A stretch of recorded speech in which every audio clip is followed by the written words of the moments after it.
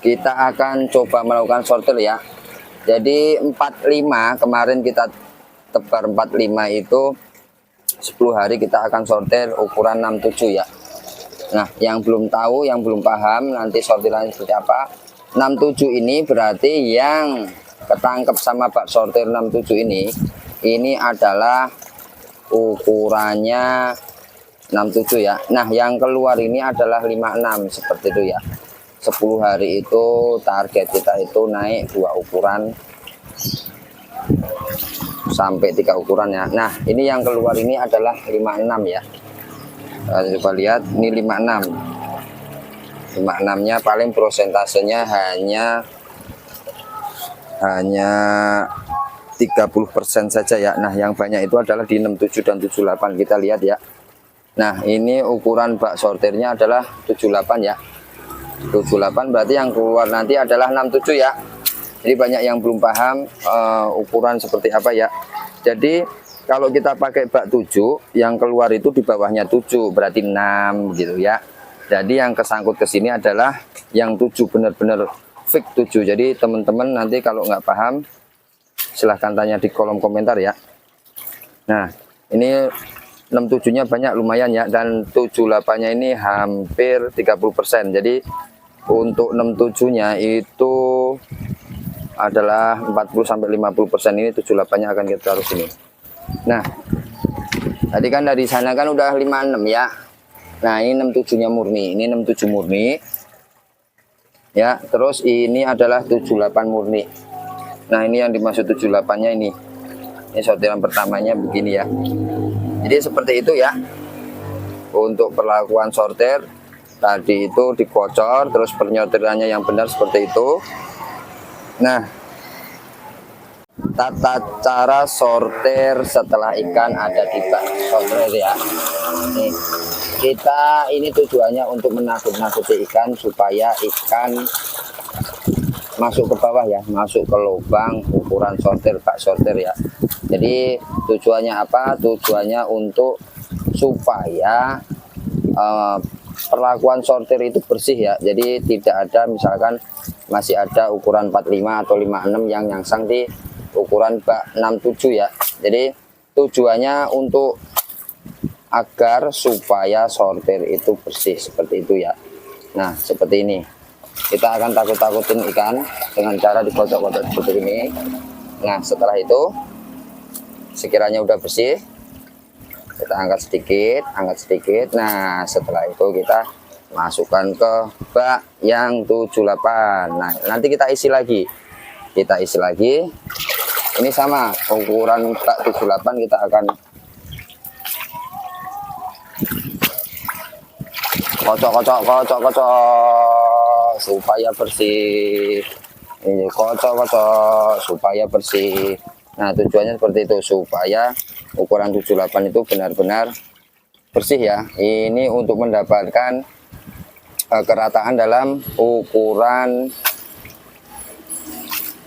sortir lele ya, seperti itu. Misalkan ukuran 78 dia akan rata. Jadi ukuran bawah itu tidak akan naik di ukuran 78, dia turun semua, seperti itu tujuannya. Nah, kocok-kocok lagi, naik lagi. Nah, ini ukuran 78 ya, bersih ya. Ini ukuran 78 bersih. Nih, rata ukurannya jadian. Oke ya. Jadi kita sudah melakukan sortir ya tadi ya. Nah, dalam 2 bak ini adalah ukuran 67 ya. Nah, kita sudah sediakan bak timbangan dan timbangannya ya. Jadi 67 ini adalah sekilo isi 350 ya. Nah, kita akan tebar di kolam pembesaran ya. Pembesaran nanti misalkan kolamnya ukuran 2x4, kita berapa ya isinya ya. Kalau 67 2x4 itu bisa 10.000. Nah, kita akan hitung 10.000 itu berapa kilo. Jadi kalau 67 ini sekilonya adalah 350 sampai 380. Katakanlah 10 kilo itu sudah 3.800 atau 3.500, karena ikan 67-nya ini agak baru naik ya. Biasanya ini hampir 400-an ya gitu ya. 400 ekor. Jadi kita akan tebar nanti 20 kilo ya. 20 kilo itu nanti ukuran 2 kali 4 berarti 7.000 sampai 8.000 ekor ya nanti ya. Nah, bagaimana cara menghitungnya? Kita coba lihat ya. Serkom. Nah, itu. Nah, Pak, timbangan ini adalah 0,3 ya. Nah, itu langsung ditimbang. Nah, masuk Om. 1. Nah, dalam bak ini 1 Om. Nah, ini ikannya 67 ya, gesit-gesit ya, sehat ya. Kita naikkan ke atas tuh 67. Oke, kita akan timbang. Kita akan timbang Om. Katakanlah dengan airnya adalah 0,5. Kita akan timbang berapa dia. Nanti tinggal dikurangin matangnya berapa ya. Bersihnya. Timbang Om. Naik 6,4 berarti 6 kilo ya. 6 kilo 6 kali kita kira 3,5. Udah Om. Kita akan tebar ke kolam sebelah sana ya. Aman. Gas pokoknya. Ini adalah tata cara penebaran ikan ya setelah sortir ya. Kita sudah timbang tadi 6 kilo ya, 6 kilo bibit 67 kita akan masukkan ya. Nah, tata cara adaptasinya begini. Jangan langsung digerojokin ya. Nah, cukup seperti ini karena dia ikannya kan baru stres, dia baru mulai untuk adaptasi baru lagi ya. Nah, poin pentingnya adalah air yang sudah ditreatment selama 5-6 hari ya di sini. Nah, ketika ikan masuk langsung kita kocor ya. Nah, ini untuk adaptasi ikan baru masuk di kolam baru ya. Seperti itu. Nah, supaya dia tidak gagal adaptasi ya. Kalau gagal adaptasi nanti berakibat fatal setelah 3-4 hari nanti ya. Jadi nanti disarankan untuk 1 minggu pertama pemberian pakan sedikit sehingga kita akan membentuk plankton dulu 1 minggu pertama atau 3 hari lah. 3 hari 4 hari ke depan itu membentuk plankton. Ketika planktonnya sudah banyak, nanti kita geber pakan supaya pertumbuhannya cepat ya. Oke, itu adalah adaptasi ketika bibit masuk ya. Entah itu dari petani atau sortir ya. Pastikan untuk kolam itu sudah ditreatment pertama 4-5 hari sesuai SOP saya, dan keduanya untuk tebar bibitnya usahakan untuk dikocor ya. Cara setelah melakukan penyortiran ya. Jadi tata cara untuk melakukan penyortiran tadi kita sudah bahas. Nah, ini adalah perlakuan kolam setelah melakukan sortir ya. Nah, kita akan bersihkan, kita lihat ya, kita tunjuk nih. Nah, ini itu lumutnya banyak banget ya. Nah, sudah dibersihkan sama Master Jawir Farm, yaitu Bapak Peri Renaldi. Nah, perlu diketahui teman-teman, ini kolam dalam 1 minggu dalam 10 hari ya, dalam 10 hari itu sudah berlumut ya, tapi bawahnya tidak aman. Kita akan coba cek ya, ini lumut, kita akan coba cek. Nah, kita anti lumut ya, anti lumut. Ini lumut rambut ini harus hilang nanti, karena kenapa? Ini mengganggu DO yang ada di dalam air ya. Nanti kalau banyak tumbuhan lumut nanti menimbulkan rebutan oksigen dalam air ya sama ikan, jadi tidak baik untuk lumut. Jadi kita akan melakukan pembersihan pada kolam ini. Setelah itu nanti langkah-langkahnya akan seperti apa. Setelah pembersihan nanti kita akan ambil air dari kolam sebelah, pemberian probiotik dan garam. Setelah itu air baru masuk. Setelah itu ikan akan kita sortir kolam nomor 3 ini ya.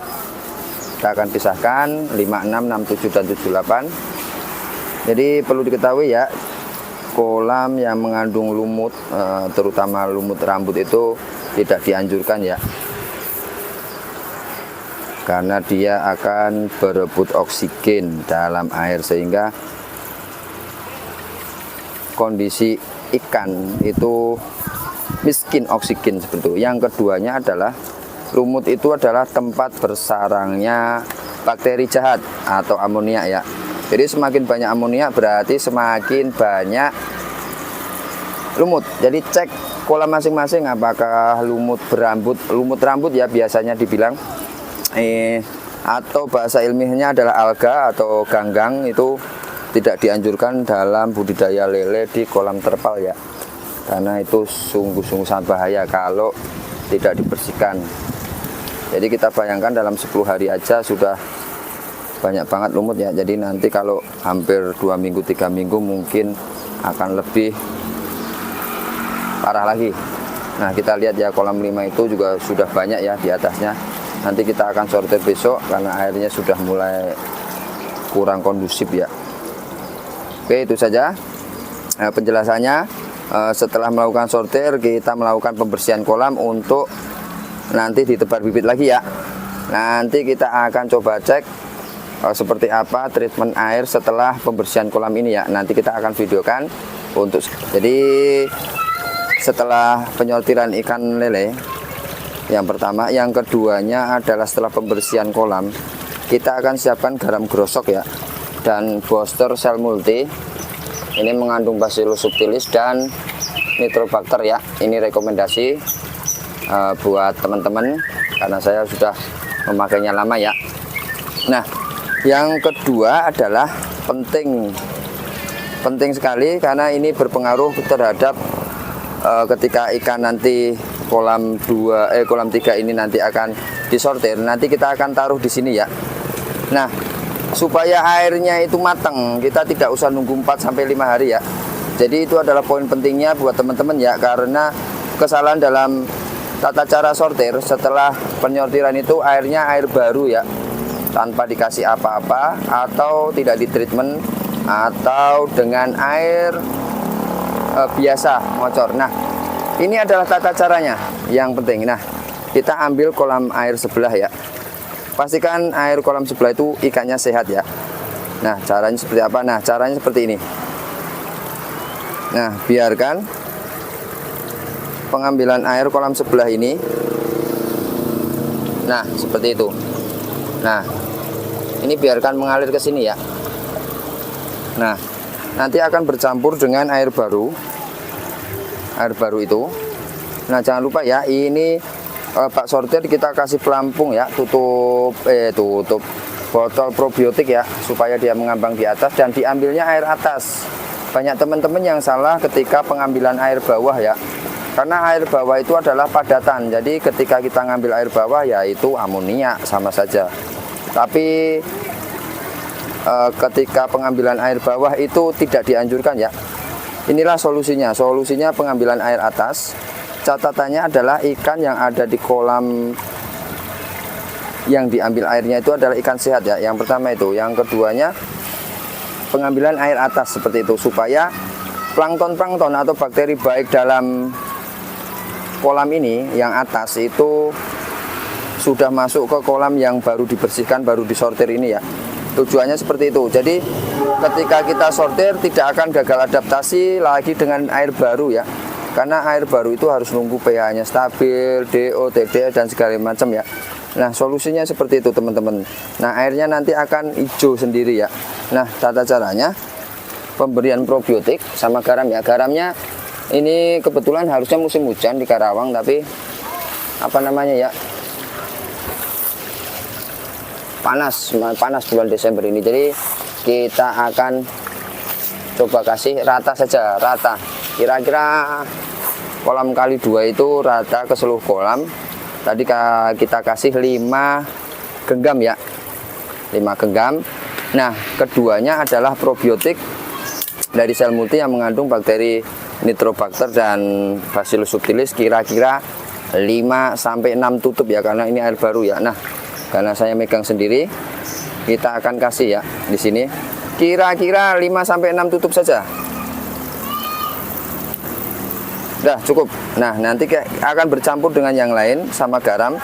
Nah, ini tidak ada ikannya enggak apa-apa, langsung saja, nanti dia akan larut sendiri ya. Tapi kalau ada ikannya dianjurkan untuk diencerkan dulu di air ya. Oke ya, itu saja. perlakuan kolam, perlakuan sortir, dan ini adalah perlakuan ketika kolam sudah disortir dan dibersihkan untuk tebar bibit baru ya, atau setelah ikan disortir itu nanti kita akan tempatkan di kolam baru supaya tidak gagal adaptasi seperti ini. Ini adalah penyortiran kedua ya untuk kolam 3 ya.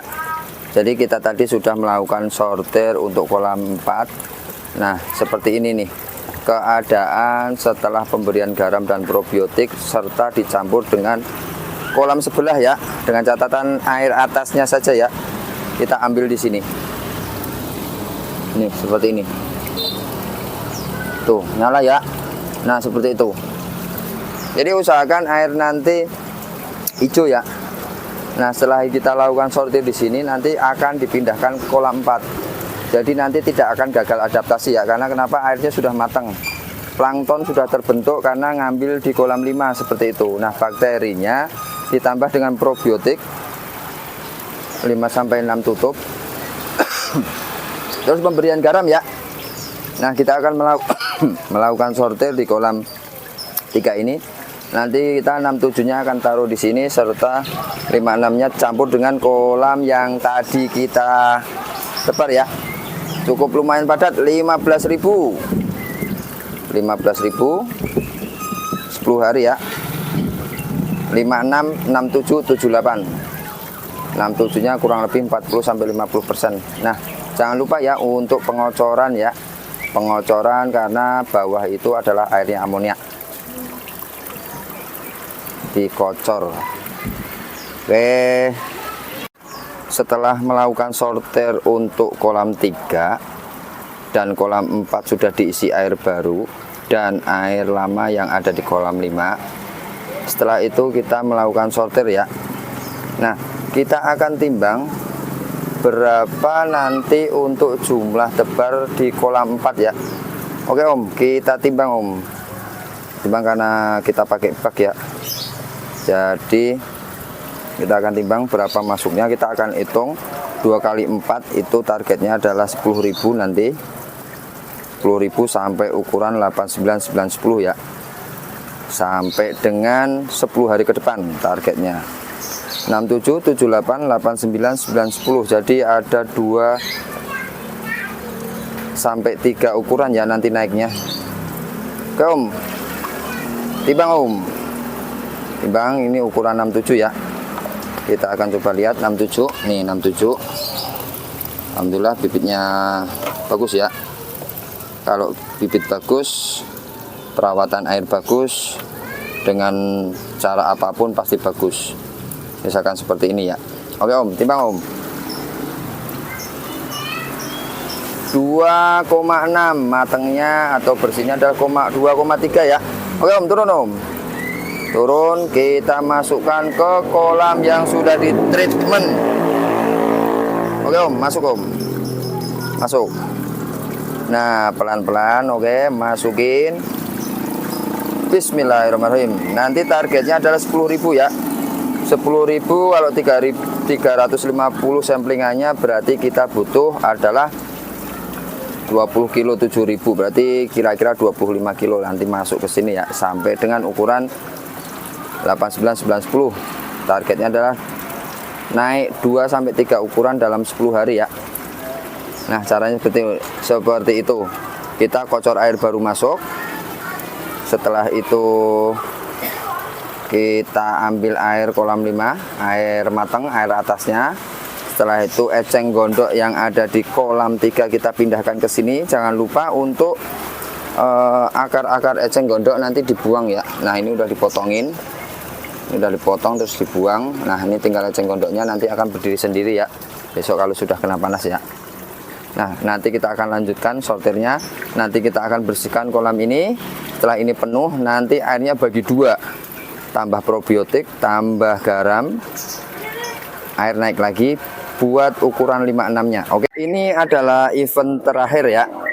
Setelah 2 kolam kita bongkar, yang kolam 4 tadi sudah ditaruh di kolam sana dan kolam 3 kita sudah sortir, 67-nya kita taruh di kolam 4. Nah, ini sudah mulai pembersihan dan pengisian air baru ya. Nah, setelah pengisian air baru, nanti kita akan ambil dari kolam 4 ya. Nanti akan kita ambil dari kolam 4 dan pemberian garam serta probiotik ya. Nah, nanti kita akan coba ambil dari kolam 4. Nah, kita ambil untuk kolam air 4 ya. Nah, jadi kita kocor kolam 4, kita kocor kolam 3 air baru serta pengambilan air ya. Nih pengambilan air. Jadi kita ambil dari kolam 4 ya.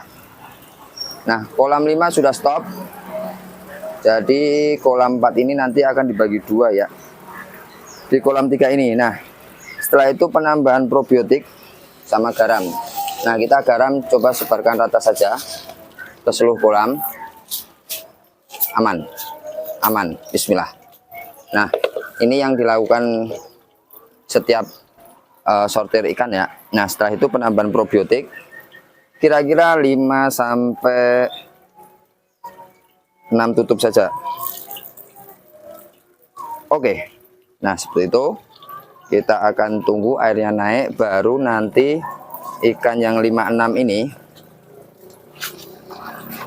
ikan 56 ini ya, kita akan pindahkan langsung ke kolam nomor 3 ini ya. Oke ya. Jadi tahap-tahap penyortiran seperti itu. Ini adalah terakhir ya untuk tahap penyortiran dengan baik dan benar ya. Mudah-mudahan dapat dipahami ya. Ada beberapa langkah dari awal sampai terakhir ya, supaya penyortiran lele itu berjalan dengan lancar. Setelah itu sampling ikannya. Setelah penyamplingan ikannya adalah pembersihan kolam, treatment air setelah dibersihkan.